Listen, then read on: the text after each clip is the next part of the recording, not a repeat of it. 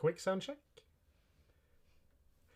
Good evening, guys, and welcome to Trollspeilet's Christmas special. The most Christmassy thing about this special, I believe, is one, it is close to Christmas, and two, there will be like a Christmas hat in the videos. And snow.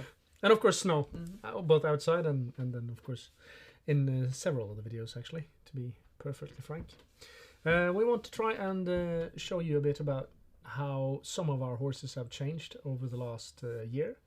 Some of them not for a full year maybe, but anyway, a year's time or something like that. Not all of our horses, obviously, there are many. And some of them are improving so fast at the moment that we don't even know how to show it, I think.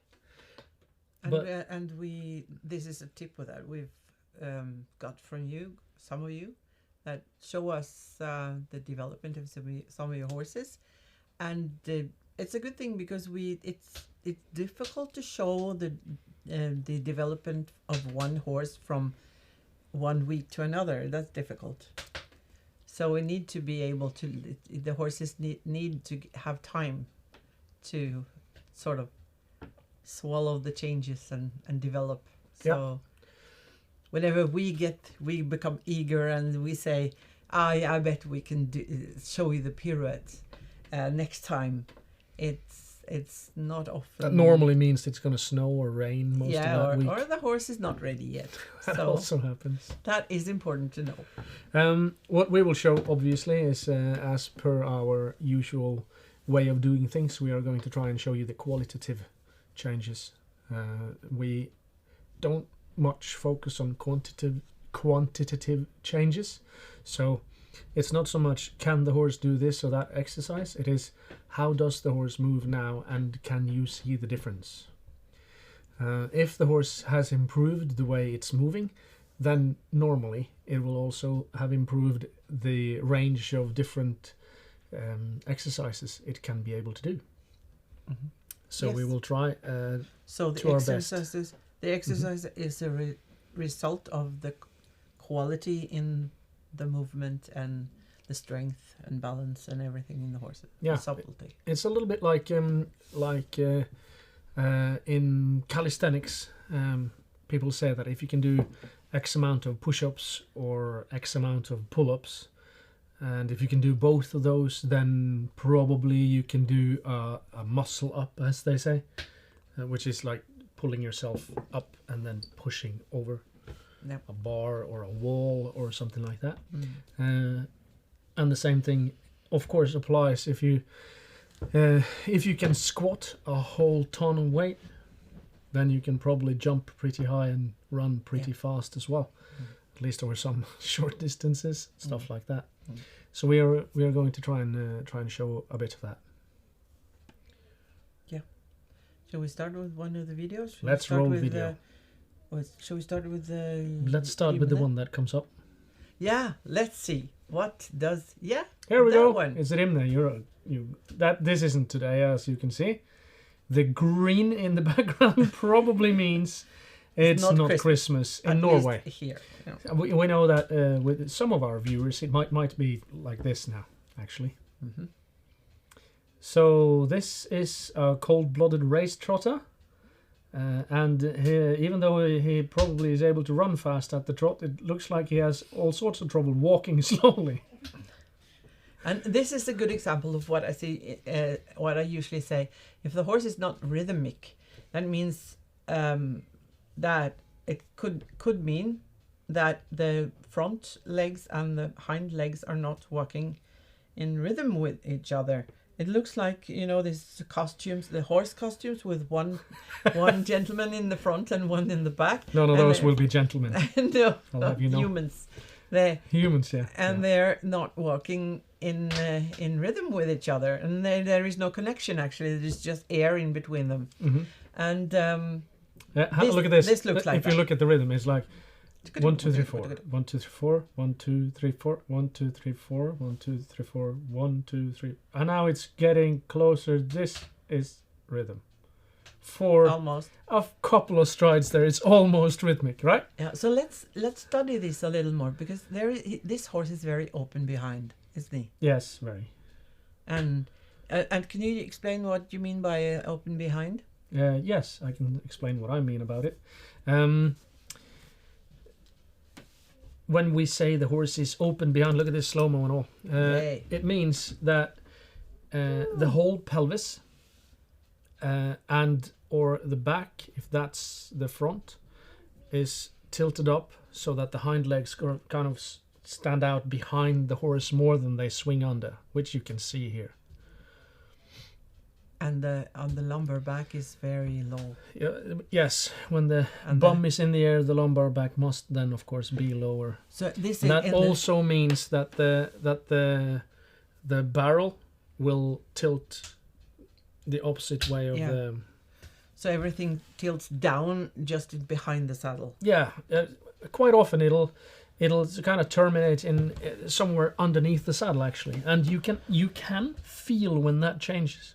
Yeah. Even if you just sit on the saddle and let the horse stretch his head all the way down, you can feel that it opens up underneath the saddle. Yeah. How that happens, I have no idea, but you can definitely feel it through the saddle, which is weird. Because I got a sensitive bum, I suspect. Yes. So, should we look at the now video, or should we study this one again? Let's see if there's another video, and then we'll move back and forth if we're able. That is always a good. No, I won. See if you can find a Rimene one. The one there with the new. There we go. No, that's almost. That is also Timmy. But it's the right hat. He's been lunged. It's the correct hat. No. Still the correct hat. Still. No, not that one either. No. It's all right. It's fun. There it is. Here we go. Yeah. All right. So we're giving we are giving our tech guy all sorts of funny, but extra work.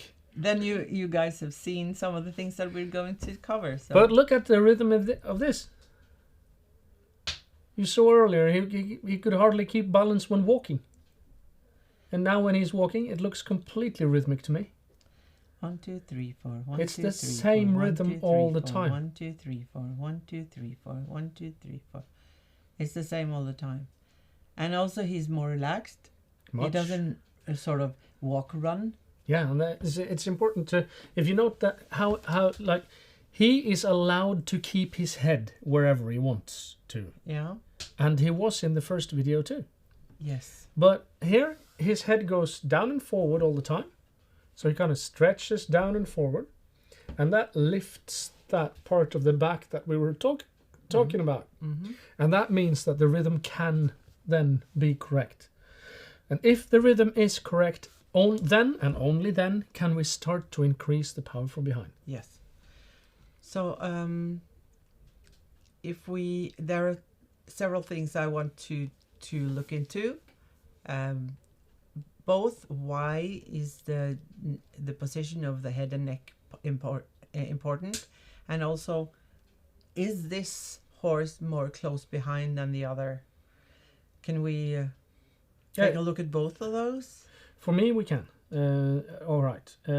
So the importance of the head, was that head-neck position? Yeah, is that what you're talking about? Many people say that people say two things. They say that the head and neck position hasn't got any influence on the horse because the head doesn't have any legs.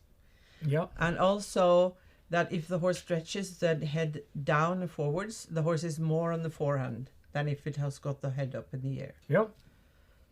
Mostly it's like this. If you put the horse to a standstill and then you move more of the horse's weight towards the hind legs, just pack the head back there or something like that, or even rear the horse up so it's standing on two legs only, then there is more weight on the hind legs than on the front legs.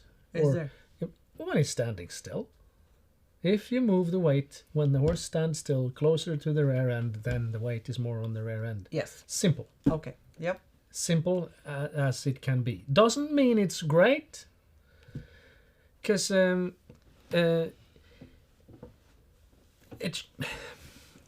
guys already know this. We have said this 1,000 times. How you move matters. And everybody who's ever seen a dancer knows this. Everybody who's ever seen Lionel Messi or any sports person knows this, and a horse as well. But the important thing here is this horse is moving forward. So you might, I don't know, but you might, in this particular case, you might measure that while the front hoof stands on the ground, which is over some time, you see, the horse touches down on the ground, then it's a stand phase, and then it lifts back up. Mm-hmm. If you somehow calculate weight over time in that, when the horse moves like he is right now, he might be heavier on the forehand now than he was in the other video. I don't know that, and I don't think anyone actually knows that that is a thing, but it doesn't matter, because we can be very sure that when the horse is upside down in the back and keeps his head up like we saw in the other video, when the front leg lands on the ground, there will be a spike. Yeah. So the acceleration of the leg towards the ground will be higher when the horse is lifting his head up, because the horse is then tense, and the tension in the top line then means that all the weight hits at the same time. Mm-hmm.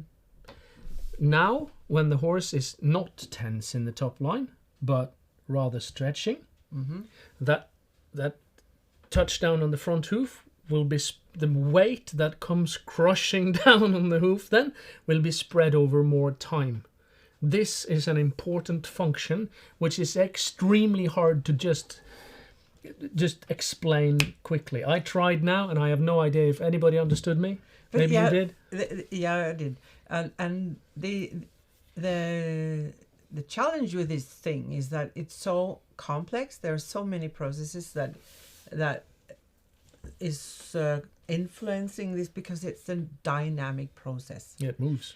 It moves. You cannot measure this while the horse is standing still, and it's very difficult to measure it while the horse is moving. Mm-hmm. So we must use logic. But one thing, if we can see this video once more. Can we see the first one? Yeah, let's see. Do you want to see this one? Look at this okay, first, cool. Because when this horse is like, let's see, look at the inside, and now it's difficult because you can't see the horse from the side all the time. But if you watch the inside hind leg, mm-hmm. every time he pushes off with the hind leg, mm-hmm. he lifts his back, and then he lifts his forehand out of the shoulders. Mm-hmm. That is the important thing that the horse needs to do to transfer weight from the forehand to the hindquarters. That is a dynamic process, and it's that is because it's dynamic, it's difficult to understand. Yep. Because it's not something that you do just by rearing up, that's something that the horse does for every step that it makes. Now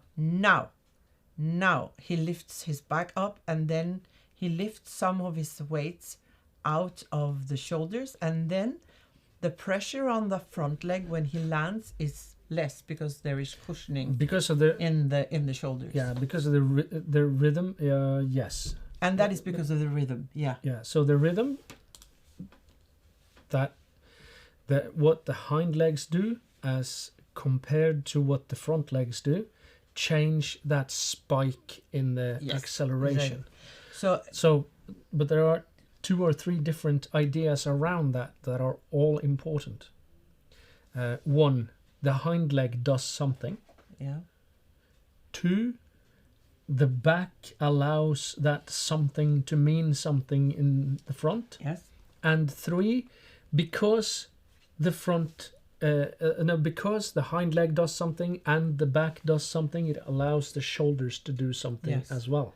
And also, so all those 3 things matter. And also the neck stretches and then allows the back to stretch enough that the hindquarters is allowed to come under, and mm-hmm. the horse becomes close behind, because the knees or the stifles come underneath the body and lifts up the back behind the saddle. There's a thing there that is quite what should we call it, counterintuitive, which is that if you stretch the horse in front then you would believe that you stretch the hind legs out behind, because that rope on the top of the horse kind of, if you pull one end, then the other end must follow, right? And this is pretty difficult to explain, but the main thing to understand here is that when the rhythm is off, the back muscles can stay shortened. And when they stay shortened, then they do not allow for the pelvis of the horse to swing underneath, because those tight muscles, they pull back on that. And this is important, that there are ligaments, yes, and fascia, yes, and there are muscles, and the muscles are an adjustable part of that system. And if that adjustable part stays short, then the rest of the system can't do its job. And this is why it's important too that the horses aren't curled in front and all that sort of stuff. If we can see can we see the first one, the first video again, because we can see that the horse is not in rhythm. The two parts of the horse are not in rhythm with each other. No. So the back is not stretching, so the horse is not aware of its fascia and the ligaments and the parts, the sort of more passive parts of its body that is actually constructed to help the horse coordinate. So as long as the musculature in the back stays tight, constricted, tense, you can call it whatever, shortened was the word I was using, and you can see that every stride he pulls his head up a little bit. And that means almost always that there's a part of the musculature underneath the rider's bum, or the saddle if you like, that is tight. And that means that the hind end cannot ever come underneath. And we saw that when we saw it in slow motion, it was easy to see that the power from the hind leg is just stopping behind the saddle. Yeah, you can see that the whole hind quarters look like they belong to some other horse. Yeah, energy goes up and out all the time. Up, and then it doesn't go through under the saddle and lifting the forehand up. And then the horse needs to do this with his head all the time to lift the front legs up. So it's using its under neck to lift the front legs up. And can we see the other video, the recent one? Very nice. Then you can see that the horse is not lifting his front legs with the under neck in such a high degree that it was with the other. It's quite good here, actually. I would say. You can see that the leg is able to swing forwards in a more relaxed way. So when we go to the training scales, it says rhythm number 1, and the rhythm in this horse has changed a lot. It has. Then the second is looseness. And that comes as a result of the rhythm. That has changed a lot too. You can see the horse is way more relaxed, way more loose in its balance. Also, it is searching, the head is searching forward, down and forward towards the bit. And then contact comes as a natural. So that horse had none of those, and he's now got all of those. Pretty good. Well done. Shall we go to the next horse? Because this horse has not been here for a long time. I think the first video was... He came here August. Yeah, so the first video was from when he came. So this is the level that we can expect from a horse from such a short time of training. And he comes from harness racing that is completely different from riding. Everything has to be sort of retrained. The muscles need to be retrained. The nervous system needs to be retrained. It's not that it has been badly trained. It has been very well trained, but for another sport. I'm pretty well trained in many sports, but don't make me throw anything. Are we ready for the next one? I'm ready for the next. This is Timmy, and he was a dressage horse. He's still a dressage horse. but he had some problems with arthritis in his some of his joints in his neck, and we could feel that there was some rhythmic troubles when you sit on it. It's not so easy to see that right now when you look at him, because he looks beautiful. He's a very beautiful and kind and nice horse. Have we used this footage before? Yep. Yeah, we have, right? Yeah. So so this is from last year, from the icy season, just before the icy season went completely. I think it's like in belly up. Yeah, horrible. It's like after Christmas last year. Yeah. But the horse moves fairly nicely. It looks as if he's got a bit of a short neck sometimes. His mouth isn't completely still, but I remember that this was very good for him at the time. Mm-hmm. And it's important to remember too that this stuff, when you guys at home ride and you feel one day like this, I'm pretty sure Ida felt great when she was riding here. And it was doing great. The horse was amazing. Yeah. And he was, compared to what he usually was. But we will see differences in the rider. I have briefly watched some of this, so I have noted a couple of things. And we can see differences in the rider from this one to the other one, to the next video, which is also an important thing that we want to show in our Christmas special, that even the riders change. Yeah. And it's important for you guys at home to remember that you might have changed too, even though you don't feel like you've changed. You might feel the same. That I feel the same all the time, and then I watch pictures of me, and I didn't used to have grey beard earlier. Well, it was a joke, but not even the people here took it, so sorry. We're too tired. Let's see if we can see another of the great videos in the fantastic weather. This is now, isn't it? So this is same horse, but now. And there's a lot of differences, and it's kind of hard to see what they are instantly. Can you tell me some of that? He is able to shorten himself up a little more. And this is what we're trying here. And she's sitting down more.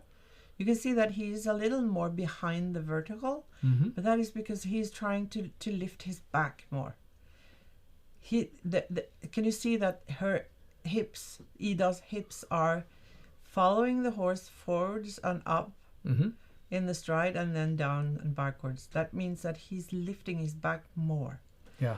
And this is very difficult. There's an important thing here a distinction here that we need to make. It is said in the classical literature that you're supposed to lift the horse's nose with your legs. That's a weird saying. It's completely true. Yeah. But it is still kind of what? So the idea is that when the horse will, what do you say? Accepts the leg.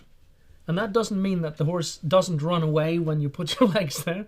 It means accepting the leg all the way through as an aid. Then the horse will bring his hind end under, and if everything in the top line then works as it should, then it'll lift the nose. Yeah. If that is exactly, because this here at this point he is not ready to do that, but he is actually trying for the first time to actually lift his back while Ida is sitting down. Yeah. So if you have a look at how his hind legs work, if you look at that now, and we watch this around another go around, and you just look at only the hind legs, just have a look and feel, all of you guys out there, you can see that the hind legs sort of look soft. Can you see that? Can you see that it looks like they looks like all the joints yield a little bit when the horse hits the ground? Can you see that? Yeah. You see that? Mm-hmm. Yeah.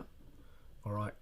And he's not carrying properly from behind, so he's a little bit heavy on the forehand still. Yeah. But yeah, even in the slow-mo, you can see quite clearly. And the tail goes down every time he kicks off. Yeah, and the stifle and the hock do their job. They need to have a little bit of flexion in the first half of the stride, and then they need to start stretching back out, which they do. And they start stretching, it looks like to me, just a little after where they should. But that's just stupid. That's just my No, it's stupidity really important watching. because that is what he's trying to do. Yeah. But Ida is very good here. She's just sitting still and she lets him try to figure it out. And her upper body looks about twice as long as it did in the first video. Yeah. And her hips are moving. So Yeah. if we can see the first video again, not the first, but you get what I mean. Yes. And this here you can see this is a very good form for a young horse or a horse that is young in his training. And this horse has really done advanced dressage, but he got this problem in his neck, and then we need to take him back to more basic stuff. But it's always like that. You have to Yeah. retrain whenever you've done something that made a crookedness somewhere. Mm-hmm. And everybody does this. We're not trying to hang anyone for having done anything wrong at all. That's not the point. You see here, the outline of the horse is much, much longer. And there isn't that soft feeling of the hind legs. You can see the hind legs here are moving kind of more when they're in the air. Yeah. You see that? Mm. So there's like a little bit more knee and hock action when the leg is actually in the air. And it's a little more rattling along. Yep. And there isn't a proper kickoff. No. But he's balancing. He's balancing fairly all right. Yeah. Not bad at all. But there's a difference in how the hind legs work. Yeah. Absolutely and surely. And here too, he's behind the vertical a little bit sometimes. But what's more is he's behind the contact. Mm-hmm. Those things matter. Yep. Behind the contact and behind the vertical isn't the same. It's very important that we understand that there's a difference and that we look at it. Look at it when Ida is sitting. Mm-hmm. You can see that it's more difficult for her to sit. She struggles really bad, actually. Yeah. And I know because I've ridden this horse in trot, and I know it's very difficult because. Can you explain what it feels like? It feels really rattling from side to side. From side to side. Yeah, and Right. in all directions, just like and riding a washing machine or something. It's like Never tried that. no, but I have imagination. Oh. But it's, and then when he's trotting like he does in the other video, the movement goes forwards, not like this. Not like, oh yeah, the sideways rock. This. Yeah. And that must mean then. You feel like this, and you try to sit still, but the whole horse. But that must mean then that the spine has twist in it. This is important. Yeah. The twisting spine is never a good thing. And then that ends up in the neck, with tension in the neck. And then the neck tenses up because, the spine needs to protect itself. Yep. And then there is, usually, because I know when there is tension in the spine, you get headaches or other aches. And then the horse gets tense and afraid and everything. And the cool thing about this horse is that he gets more relaxed and more friendly and interested in you and everything every time he becomes better in his movement. Can we see the later video again? Very good. Yeah. Thank you. And you can see here that it's not the only... Ida is always becoming better to ride, but it's not only her. And you can see now that you see that hind leg thing that I was talking about. Can you see the difference? Yeah.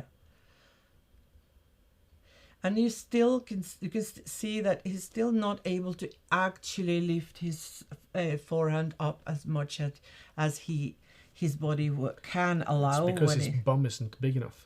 And you can see that Yeah. because he's kicking parts of his tail underneath between his legs. Yes. So that means that he has to use the power of the musculature around the root of the tail. Is that a word? I think so. The base of the tail, We whatever. understand, Yeah. The muscles around there are tense because they try to do a lot of work compared to how strong they are. Yeah. As the horse becomes stronger, the musculature can be looser. Yeah. And then the tail will lift out a little bit more.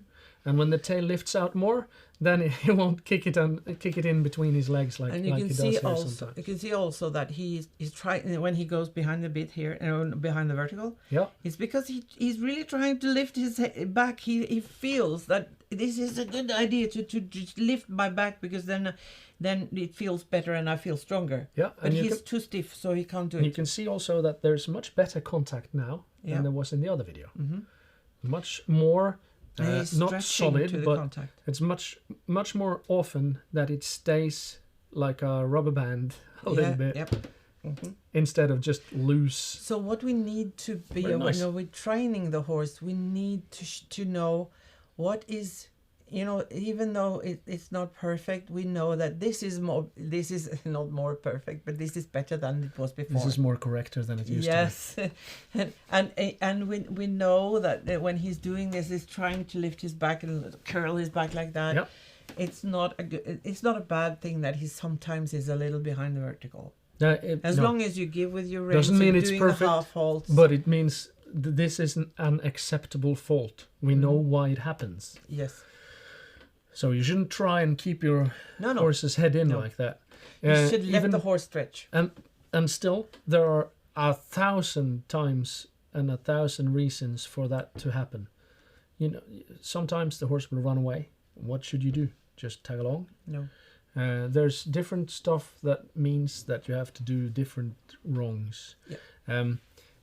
I remember reading a passage in one of Paul Belasic's books. Very good writer. Very good writer. Probably a fairly good writer too, I suppose. He was at Nuno Oliveira's place in Portugal, and he was watching as Nuno was riding a young horse in his riding hall, and Paul writes that he was sitting in the cafe, in the second floor, on the first floor, so one story up, and he was watching the master riding, and there was a thunderstorm on. Oh. And the young horse became more and more airborne as he was riding. And the only thing that changed, Paul said, was the color of the master's face, which turned deeper and deeper red. But nothing else changed, no matter what the horse did. And at one point, Paul says, the horse was on a level with him. Right. Like, Nuno's eyes was on a level with him, who sat like a story higher. So I'm not sure if that was true, but hey, you get the idea. A thunderstorm, a young horse, the horse took off, and the very, very well reanimated rider just turns redder. And then afterwards, Paul asked if he's always been like that. How do you stay so calm? Have you always been like this? Nah, Nuno said. When I was young, I did a lot of stupid stuff. And I think that if the masters have done a lot of stupid stuff, you will be allowed as well. And then when you've done it a couple of times, me or someone else, and the horse maybe, is going to say, nah, don't do that anymore. You'll learn. You're allowed to learn. That's why we are here. Try and learn. Shall we watch more of the... Do you have even more? More videos. Even we got a video of me riding Timmy as well. All right, cool. Well, we'll see what happens now. I'm just walking him, so. But this is Ida, that is now. Trying to shorten it. Oh, go. I think we're going to see some canter. Oh, he's not very soft at the canter yet, is he? But he's much better than he was. Yeah, he's really good. Just you wait. He's really good already. But now he's trying to... I see. And this is also in snow. It's a little slippery. Yep. And then he needs to keep his bum under. Mm-hmm. So he engages from behind here and becomes high and nice. And then you can see after a few strides here. Well ridden. Your bum was just out of it for like half a second. Not bad at all. And he's trying to sit as balanced as possible and influence him so he finds the right rhythm. Yeah. And you can see he's often like opening his mouth a little. And here you can see that he's actually trying to lift his back.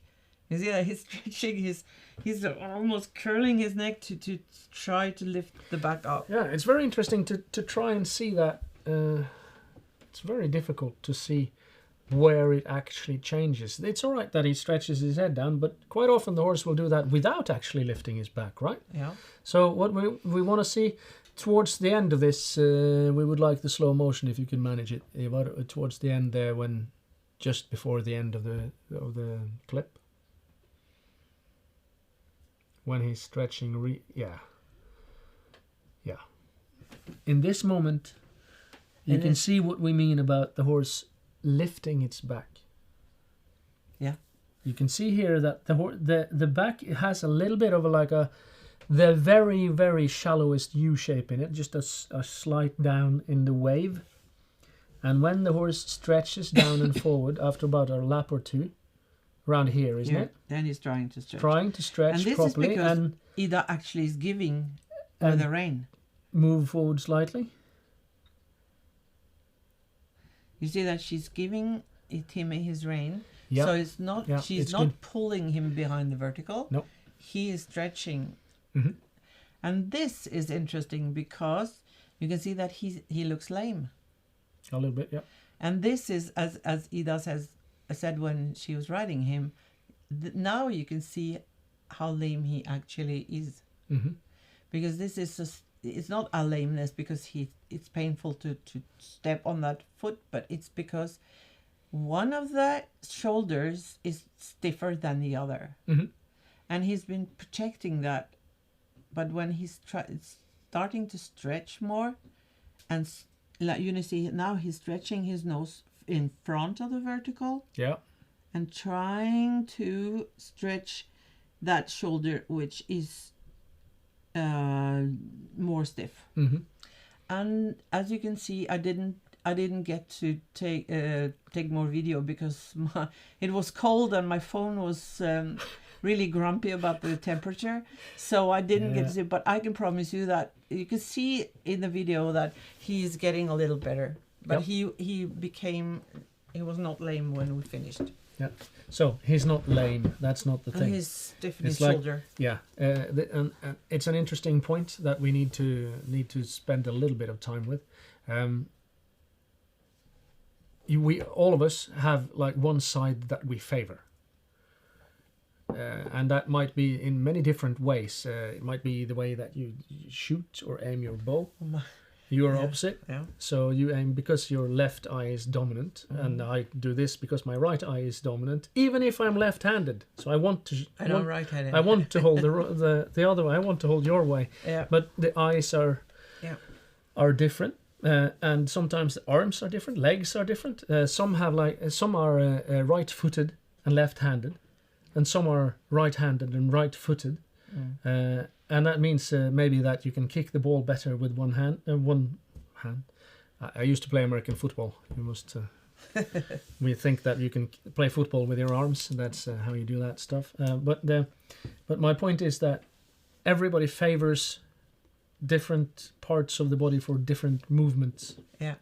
And when the horse is lame, when he tries to stretch his shoulders maximally, then one will stretch X far and one will stretch X minus 2 or something like that. And if you try to ride a horse with like that straight forwards, the shoulder that is more supple will have to regulate itself so that it goes in tune with in rhythm with the stiff one, so you can't see. Yeah, you can't see that the stiffness, but when you're starting when it's starting to become a little looser, you can see the difference because the other one is trying to loosen up. Yeah, and that is part of coming to the contact. Yes. So this means that the horse allows itself now. It gives all its weaknesses and all its strength to you, the rider, so you can decide and help. And you can see this because this with a lameness was the last one of that session. Yep. And in the other ones, you could see that the horse doesn't look lame. It says here we have a question. Yeah. Yep. Hege Høiby. Yeah. My youngest horse is usually uneven if she doesn't have enough impulsion. How does that work? Am I just missing something, or is there a connection? Because the right hind leg is more weak than the other. Yeah, and this is interesting too. If you follow the training scales up, where do you find straightness in relation to impulsion? I think you'll find that the straightness comes just after impulsion. So you have just described that when impulsion, then you can see whether your horse is straight or not. So this is the correct way of training your horse. It means you're doing good work. That was Hege, wasn't it? Well done, Hege. It will, in 99.98% or something like that of instances, it will be the right hind leg that isn't pushing enough. That might mean that you'll have to take down the impulsion from the left hind, or increase the impulsion from the right hind leg. Or increase the suppleness in the left shoulder. Of course, which will also do the same sort of Because thing. that is often the hindrance, the sort of blockage. Can you run that by me again? The suppleness Of the left shoulder is hindering the right hind leg. So that especially at the trot, right? Yeah, but they are diagonal in all gaits. But it isn't that obvious in the other gaits. But there is a diagonal in canter as well. Yep, absolutely. And of course also in the rhythmic walk. Mm-hmm. So yeah. So I don't think you're missing out on anything. That was the question, wasn't it, Emil? Mm-hmm. Yeah, you're not missing out on anything. You have just discovered that you're on your way up the training scales. Well done. Good. Good job. And then I think we need to see the before videos of Timmy and Ida in canter. Now we see that. Now she's letting him stretch as well. He looks heavy and clumsy. But he's got a compared to the longer others. stride. But that is because he's rattling along a little more. Mm-hmm. But he needs to be allowed to do that as well. It's important. Yeah, we want shouldn't- the stride to be long, but we Yeah, want yeah. the quality from the shorter stride in the longer stride. Yeah, and both. You need to vary. As we always say, you must do both or all of it. Well ridden up the hill there. Yeah, that's really good. Do Okay, you have but- canter here too? Yeah, let's try and see if we have the canter. Because then you can see the difficulties that the horse had then. And now she's trying to strike off into canter, and he says no. He isn't. Because She's is trying to not do it. possible, he says. She's trying to strike off into canter, and You he's see that trying to he's- not strike off He's into trying. canter. Can you see that he's trying to lift his back and he I see can't do that. it? Yeah. So Yeah. many horses are striking off into canter with Yeah, the front he finds legs, that but really difficult. now she asks him to do it from the hind Wow. legs, and that he says no, that is not possible because then I have to lift my back, Mhm. and then So she He's- lets him run a little bit, and then he sort of runs. Or the speed allows him to lift his legs into canter, even if his back doesn't really come into canter. and many horses that are not united front and back, they're changing the canter in the hind legs. You can see that very often. Yeah. So they're they're becoming disunited, and then they're coming back again, and then they're doing that. And if you allow them to do that, they will find out. It trains them.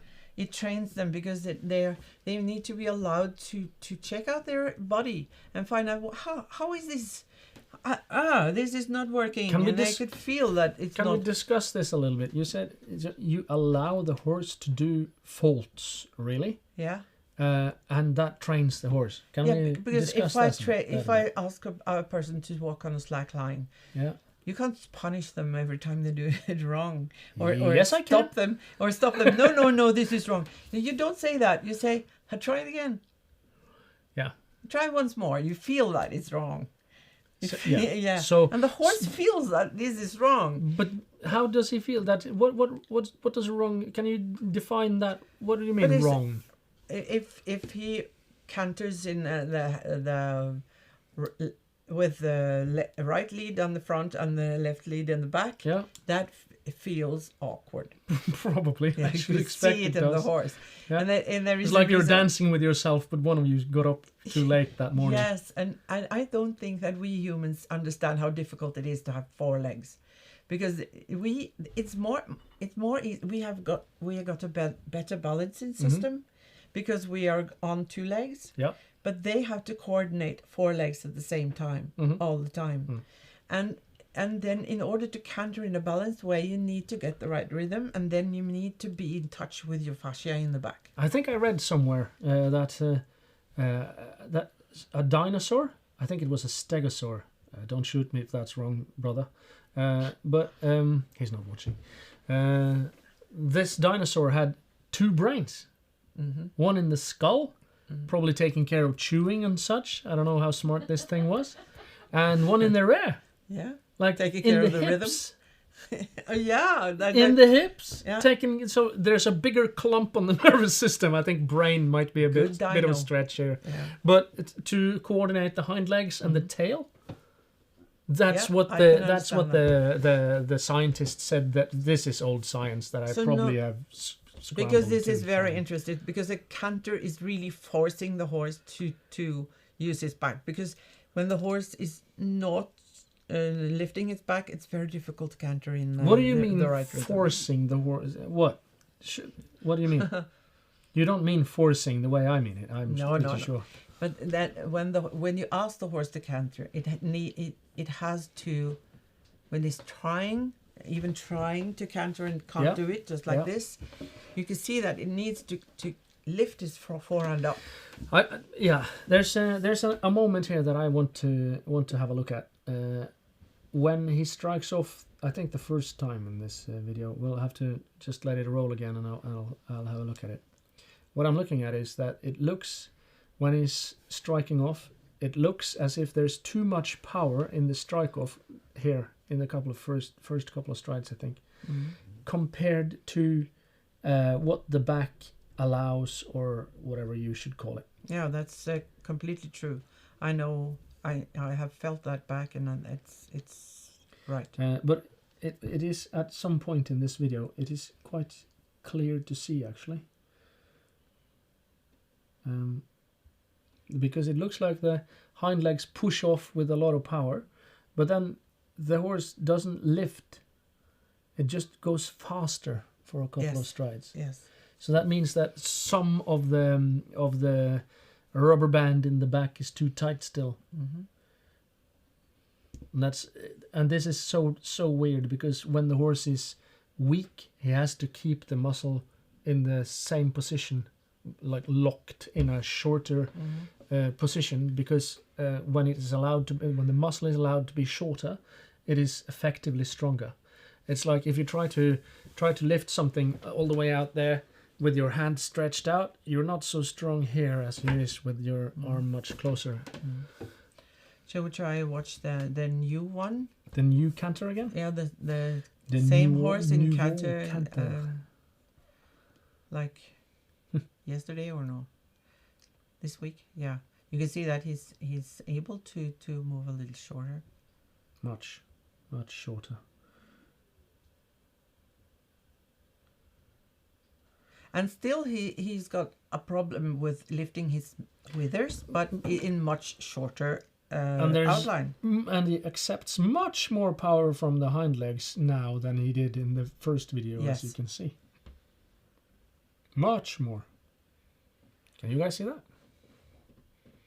And this is just because we have trained, like, just patiently training and trying, letting him find out this stuff, doing walk, trot and canter and lateral movements and transitions, and he's allowed to struggle, as you said. he's allowed to struggle. That is so important. And just sitting there and doing your half halts, and in the giving of the rein and giving of the aids after the half halt, then you give the horse the ability or the opportunity to balance himself and to lift his back. You can see that now Ida is giving with the hands. Yeah. And then Timmy is like, Oh shit!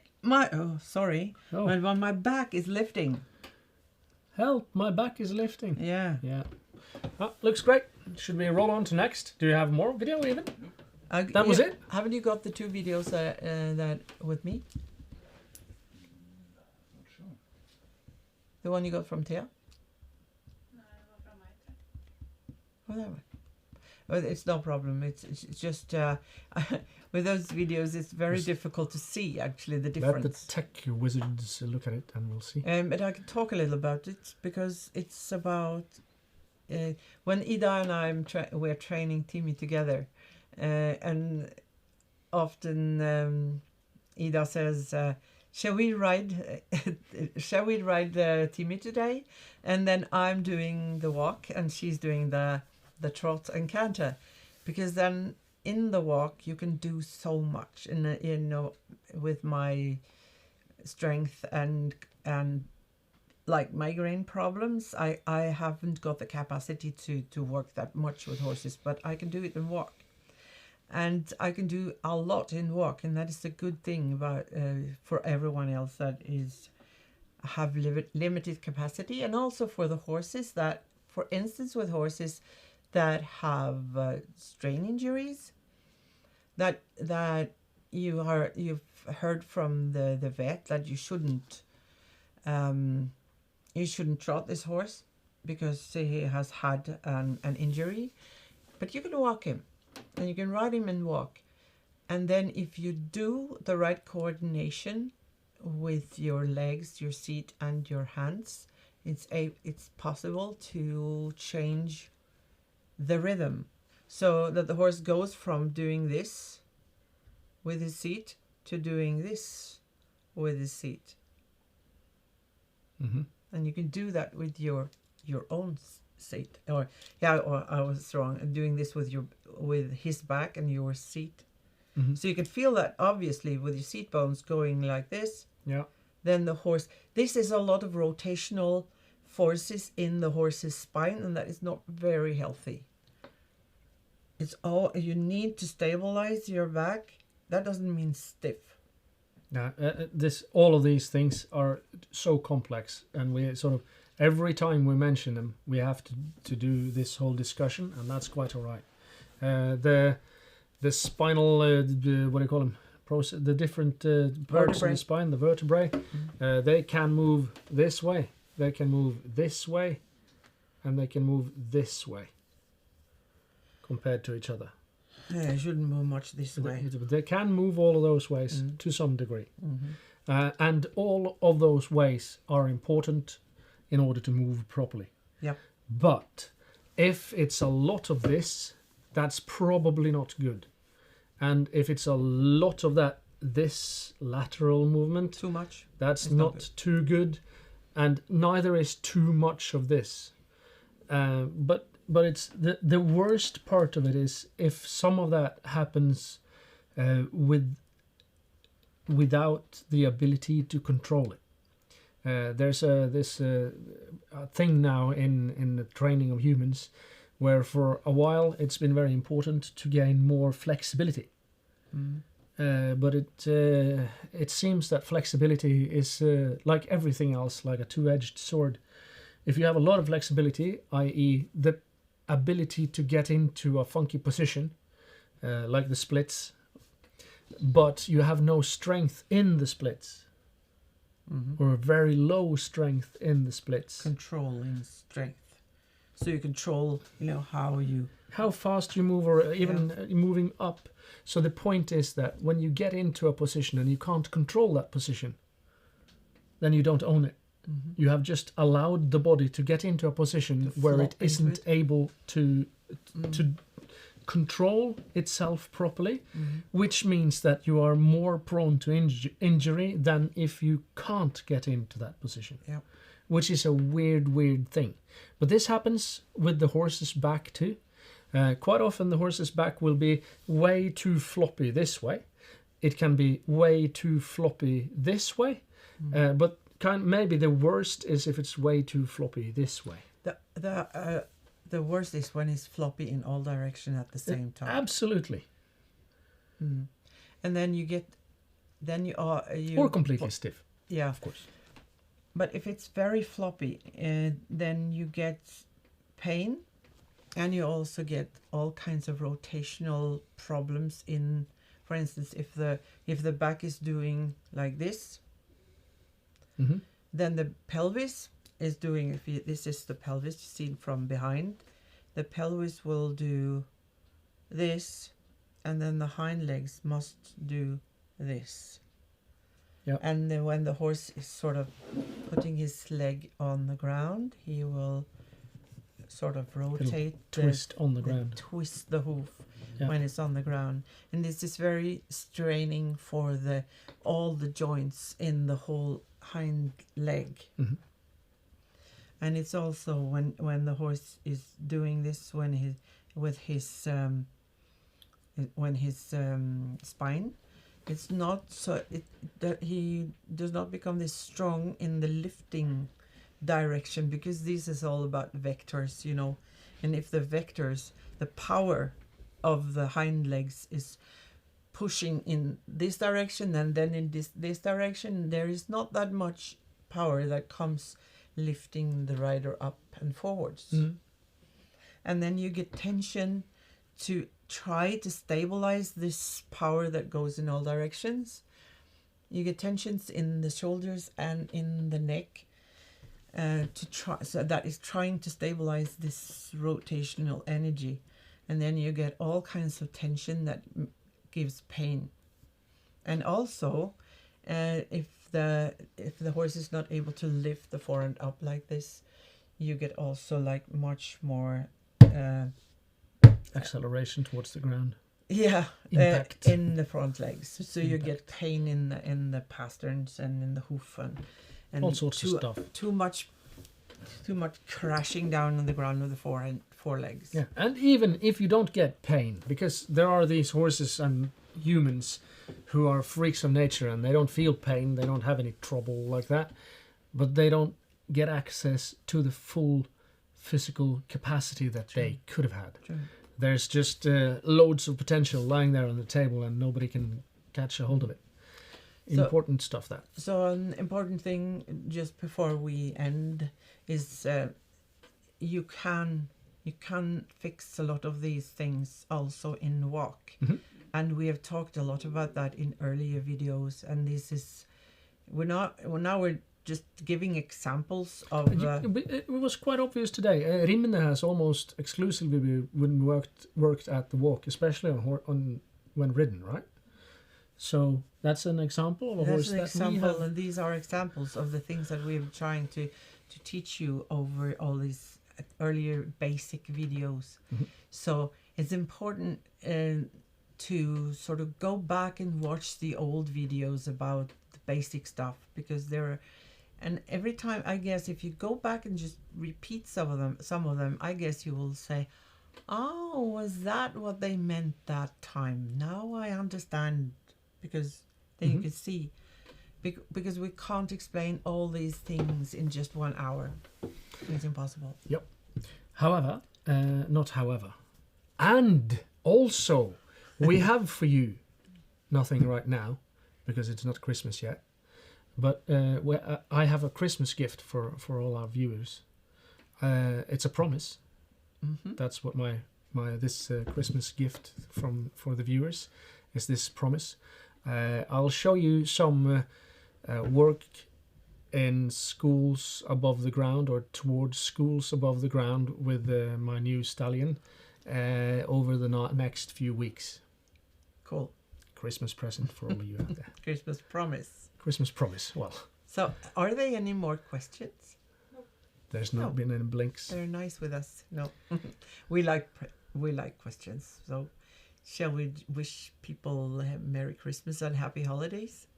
If we should. Yeah. Yeah. Everybody at the same time. Merry Christmas, everybody. Merry Christmas. Very good. At least two of us They're said very something. shy. That's very nice. Thank you so much for following us this year. I think I can also safely promise that the next year will be even more fun. Watch this space.